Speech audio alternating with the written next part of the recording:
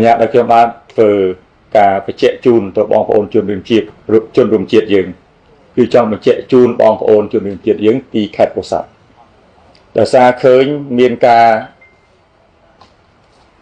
เลิกล้างจานที่เรื่องปัญหาไทยเรื่องปัญหาเพลิงหรือเรื่องปริเจนจากไทยเรื่องปริเจนจากกัมพูชีกระบาดสมการบ่มพลือสมเทอการบ่มพลือจูนบองโอนจนเรื่องเจีย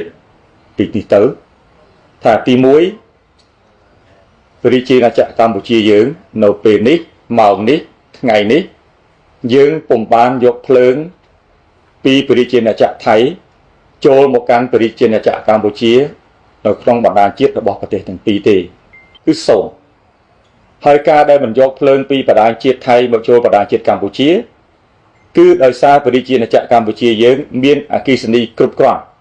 ដើម្បីធ្វើការផ្គត់ផ្គង់ជូនគ្រប់ទីកន្លែងទាំងអស់ដែលភ្ជាប់ទៅនឹងបណ្ដាជាតិរបស់ប្រជាជនចក្រកម្ពុជាស្អីទៅហៅថាបណ្ដាជាតិដែលថាបណ្ដាជាតិគឺជាការភ្ជាប់ភ្លើងតង់ស្យុងខ្ពស់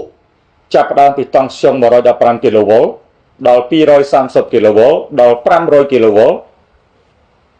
គឺតាមរយៈបណ្ដាញតង់ស្យុងខ្ពស់ក្នុងបណ្ដាជាតិដែលជាឆ្អឹងកងខ្នងរបស់ប្រជាជនកម្ពុជាក៏ដូចជាឆ្អឹងកងខ្នងធំរបស់ថៃគឺយើងអត់បានយកភ្លើងនេះមកបំពេញឲ្យគ្នានៅពេលនេះទេដោយសារយើងមានសមត្ថភាពដើម្បីធ្វើការផ្គត់ផ្គង់ភ្លើងគ្រប់គ្រាន់ដោយឡែកមានសហគមន៍តែ3ទេនៅក្នុងប្រជាជនកម្ពុជាដែលជាប់នឹងព្រំដែនដូចជាតំបន់ខ្លះនៃអូស្មាត់ដែលយកភ្លើងពីថៃតាមរយៈតង់ស្យុងមធ្យមខាងហ្នឹងអត់ចូលបណ្ដាជាតិទេគាត់តែភូមិចិត្តគ្នាយកបន្តិចទៅដោយសារវាចិត្តគ្នាប្រសិនបើមានការផ្ដាច់ពីថៃយើងក៏អាចមានលទ្ធភាពដើម្បីជូនភ្លើងពីបណ្ដាជាតិហ្នឹងទៅពួកភូមិដែរដូច្នេះប្រសិនបើមានការអាខានបណ្ដាជាតិរបស់យើងគឺអាចឈរជើងបានសូមបញ្ជាក់ជូនប៉ុណ្ណឹងប៉ុន្តែក៏សូមអំពាវនាវបងប្អូនយើងទាំងអស់ទូទាំងប្រទេសដែលបានស្ដាប់ព័ត៌មាននេះសូមកុំឲ្យដុតព័ត៌មាននេះឲ្យទៅជារឿងផ្សេងសូមកុំឲ្យខ្លែងពាក្យសម្ដីសូមកុំឲ្យឌឺដងថាយើងមិនត្រូវការគ្នាទៅវិញទៅមកនៅក្នុងពិភពលោកយើងនេះ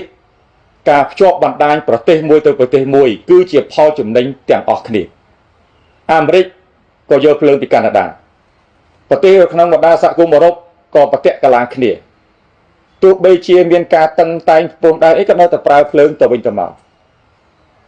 នៅអាហ្វ្រិកក៏មានបណ្ដាញឆ្លងប្រទេសដូចគ្នានៅក្នុងអាស៊ានយើងក៏មានផែនការដើម្បីភ្ជាប់បណ្ដាញអគ្គិសនីអាស៊ានជាតិដូចគ្នាជាពិសេសការប្រជុំចុងក្រោយជំនួបកម្ពុជារវាងថ្នាក់ដឹកនាំអាស៊ានទាំង10នៅឯប្រទេសម៉ាឡេស៊ីដោយសារម៉ាឡេស៊ីធ្វើជាម្ចាស់ផ្ទះអាស៊ានឆ្នាំនេះក៏មានការលើកឡើងអំពីបញ្ហានៃការភ្ជាប់បណ្ដាញអគ្គិសនីអាស៊ាន10ទាំងអស់គ្នាថ្ងៃអនាគតដូច្នេះការបំភ្លឺនេះគ្រាន់តែជាការបំភ្លឺជាព័ត៌មានជូនជនរួមជាតិហើយសូមអំពាវនាវកុំឲ្យដុតរឿងទៅជារឿងផ្សេងសូមឲ្យប្រទេសទាំងអស់នៅក្នុងអាស៊ានមានការសហការគ្នាជាបន្តថៃនិងកម្ពុជាក៏ត្រូវសហការគ្នាបន្តដើម្បីចំណេញទៅចំណេញមកទៅវិញទៅមកដូច្នេះបញ្ហានេះសូមឲ្យបងប្អូនទទួលយកនៅការពិតនេះហើយសូមសដុំពរកុំឲ្យមានការផលិតព័ត៌មានคล้ายៗទាំងឡាយដែលវាប្រឆាចពីការពិត